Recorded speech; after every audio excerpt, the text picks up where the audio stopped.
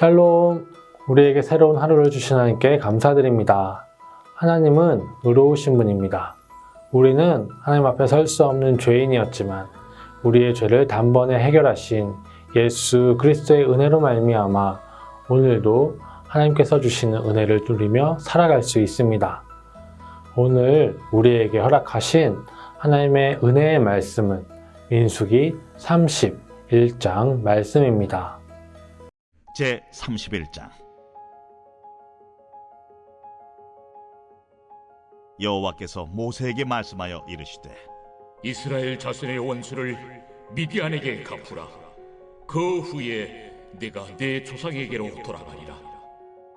모세가 백성에게 말하여 이르되 너와 함께 있는 사람들 가운데서 전쟁에 나갈 사람들을 무장시키고 미디안을 치러 보내어 여호와의 원수를 갚되 이스라엘 모든 지파에게 각 지파에서 1000명씩을 전쟁에 보낼지니라. 하매 각 지파에서 1000명씩 이스라엘 100만 명 중에서 12,000명을 택하여 무장을 시킨지라. 모세가 각 지파에 1000명씩 싸움에 보내되 제사장 엘르아살의 아들 비느하스에게 성소의 기구와 시노나팔을 들려서 그들과 함께 전쟁에 보내매 그들이 여호와께서 모세에게 명령하신 대로 미디안을 쳐서 남자를 다 죽였고 그 죽인 자 외에 미디안의 5왕을 죽였으니 미디안의 왕들은 에위와 레겜과 수르와 후르와 레바이며 또 부올의 아들 발람을 칼로 죽였더라. 이스라엘 자손이 미디안의 부녀들과 그들의 아이들을 사로잡고 그들의 가축과 양떼와 재물을 다 탈취하고 그들이 거처하는 성읍들과 촌락을 다 불사르고 탈취한 것, 노략한 것, 사람과 짐승을 다 빼앗으니라. 그들이 사로잡은 자와 노략한 것과 탈취한 것을 가지고 여리고 맞은편 요단강가 모압 평지의 진영에 이르러 모세와 제사장 엘르아살과 이스라엘 자손의 회중에게로 나아오니라. 모세와 제사장 엘르아살과 회중의 지도자들이 다 진영 밖에 나가서 영접하다가 모세가 군대의 지휘관 곧 싸움에서 돌아온 천부장들과 백부장들에게 노하니라. 모세가 그들에게 이르되 너희가 여자들을 다 살려두었느냐? 보라, 이들이 발람의 꾀를 따라 이스라엘 자손을 부올의 사건에서 여호와 앞에 범죄하게 하여 여호와의 회중 가운데 연병이 일어나게 하였느니라.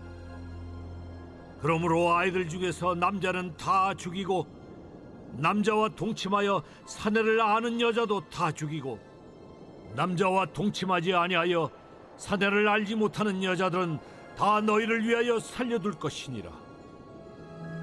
너희는 2일 동안 진영 밖에 주둔하라. 누구든지 살인자나 죽임을 당한 사체를 만진 자는 셋째 날과 7째 날에 몸을 깨끗하게 하고 너희의 포로도 깨끗하게 할 것이며 모든 의복과 가죽으로 만든 모든 것과 염소털로 만든 모든 것과 나무로 만든 모든 것을 다 깨끗하게 할지니라.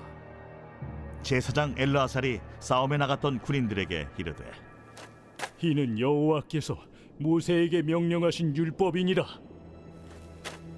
금, 은, 동, 철과 주석과 납 등에 불에 견딜 만한 모든 물건은 불을 지나게 하라. 그리하면 깨끗하려니와 다만 정결하게 하는 물로 그것을 깨끗하게 할 것이며 불에 견디지 못할 모든 것은 물을 지나게 할 것이니라. 너희는 7째 날에 옷을 빨아서 깨끗하게 한 후에 진영에 들어올지니라.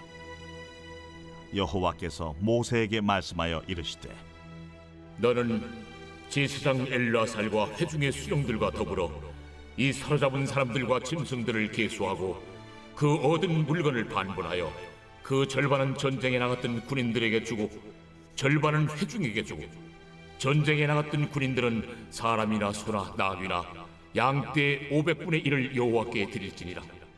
곧 이를 그들의 절반에서 가져다가 여호와의 거제로 제사장 엘르아살에게 주고 또 이스라엘 자손이 받은 절반에서는 사람이나 소나 나귀나 양떼나 각종 짐승 50분의 1을 가져다가 여호와의 성막을 맡은 레위인에게 주라.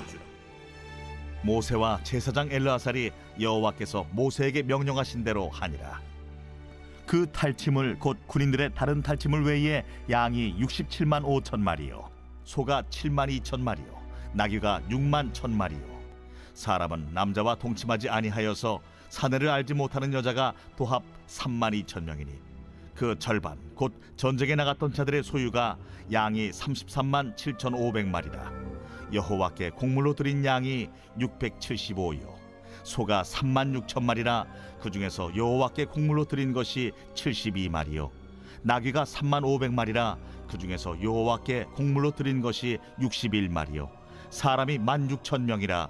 그 중에서 여호와께 곡물로 드린 자가 32명이니 여호와께 거제의 곡물로 드린 것을 모세가 제사장 엘르아살에게 주었으니 여호와께서 모세에게 명령하심과 같았더라. 모세가 전쟁에 나갔던 자에게서 나누어 이스라엘 자손에게 준 절반 곧 회중이 받은 절반은 양이 33만 7,500마리요, 소가 3만 6천 마리요, 나귀가 3만 500마리요, 사람이 16,000명이라. 이스라엘 자손의 그 절반에서 모세가 사람이나 짐승의 50분의 1을 취하여 여호와의 장막을 맡은 레위인에게 주었으니 여호와께서 모세에게 명령하심과 같았더라. 군대의 지휘관들 곧 천부장과 백부장들이 모세에게 나와서 모세에게 말하되, 당신의 종들이 이끈 군인을 계수한즉 우리 중 한 사람도 충나지 아니하였기로 우리 각 사람이 받은 바 금패물 곧 발목걸이, 손목걸이, 인장반지, 귀고리, 목걸이들을 여호와께 헌금으로 우리의 생명을 위하여 여호와 앞에 속죄하려고 가져왔나이다. 모세와 제사장 엘르아살이 그들에게서 그 금으로 만든 모든 폐물을 취한즉 천부장과 백부장들이 여호와께 드린 거제의 금의 도합이 16,750세겔이니 군인들이 각기 자기를 위하여 탈취한 것이니라. 모세와 제사장 엘르아살이 천부장과 백부장들에게서 금을 취하여 회막에 드려 여호와 앞에서 이스라엘 자손의 기념을 삼았더라. 민수기는 1장과 26장에 두 번의 인구조사가 나타납니다. 이 인구조사들은 모두 가나안에 들어가기에 앞서 전쟁을 준비하기 위한 인구조사입니다. 1장의 인구조사는 출애굽 1세대의 인구조사였다면 26장의 인구조사는 출애굽 2세대의 인구조사입니다. 즉 오늘 우리가 읽은 본문에서 나타난 미디안 족속과의 전쟁은 출애굽 2세대의 첫 번째 전투인 셈입니다. 이 미디안과의 전투는 가나안에 들어가기에 앞서 치르는 예행 연습과 같은 성격을 가지고 있습니다. 가나안에 들어가서 그 땅의 민족과 전쟁할 때 어떻게 전쟁이 진행되며 이스라엘 백성들은 어떻게 해야 하는지를 오늘 본문이 보여주기 때문입니다. 먼저 가나안 전쟁은 히브리어로 헤렘 전쟁, 즉 진멸하는 전쟁입니다. 이스라엘 백성은 25장에서 자신들을 유혹하여 범죄하게 한 미디안과 전쟁을 시작합니다. 하나님께서는 하나님을 떠나게 한 그 땅의 모든 남자와 남자를 아는 여자를 다 죽이라고 명령하십니다. 그리고 그 명령을 따라 미디안의 5왕과 이스라엘을 유혹한 부올의 아들 발람과 그 족속에 속한 모든 남자와 남자를 아는 여자들을 다 죽였습니다. 이 진멸의 전쟁은 가나안에 들어가서도 계속됩니다. 그 땅을 정복하고 그 땅에 살고 있는 모든 사람들을 다 죽이는 이 모습은 지금 시대에 우리가 보기에는 너무나 가혹하고 잔인해 보입니다. 그러나 우리는 이 전쟁을 하나님의 입장에서 생각해 보아야 합니다. 하나님의 백성으로 선택받은 이스라엘에게 하나님께서 그 가운데 거하시겠다고 약속하셨습니다. 하지만 죄인인 이스라엘 가운데 하나님께서 거하신다면 이스라엘은 하나님의 거룩하심으로 말미암아 다 죽을 수밖에 없을 것입니다. 그래서 하나님께서는 그들의 죄를 해결할 수 있는 방법을 알려주셨습니다. 바로 제사제도입니다. 제사제도를 통해서 그들은 죄를 깨닫고 돌이켜 죄의 문제를 해결해야 합니다. 그렇지 않으면 이스라엘 백성은 하나님의 심판을 받고 진멸될 것입니다. 이스라엘은 하나님의 백성이고 하나님께서 그들 가운데 함께 하시지만 하나님을 떠나거나 죄로 말미암아 부정해졌을 때 이스라엘도 하나님의 심판을 받는다는 것을 보여줍니다. 황금송아지 사건 때 이스라엘은 그대로 죄로 말미암아 진멸당할 뻔했습니다. 그러나 모세의 중보로 심판은 면하였습니다. 그러나 계속되는 죄로 말미암아 결국 여호수아와 갈렙을 제외한 모두가 광야에서 불순종의 죄로 말미암아 죽음의 형벌을 받아야 했습니다. 이렇듯 이스라엘에게 요구된 정결에 대한 원칙은 모든 민족에게도 똑같이 적용됩니다. 이스라엘이 하나님께 잘못했을 때 이방 민족에 의해 심판을 받듯이 이방 민족들도 그들의 죄 때문에 이스라엘을 통할 심판을 받게 되는 것입니다. 하나님의 죄에 대한 심판은 모든 사람들에게 동일하게 적용되고 있습니다. 모든 사람들은 그 죄로 말미암아 하나님 앞에서 진멸당할 수밖에 없는 것입니다. 이스라엘의 전쟁은 그것을 보여줍니다.